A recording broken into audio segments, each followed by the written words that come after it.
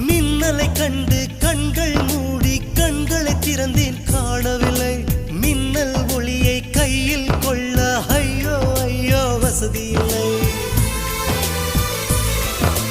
என்னை நோக்கி சிந்திய மழைத்துளி எங்கே விழுந்தது தெரியவில்லை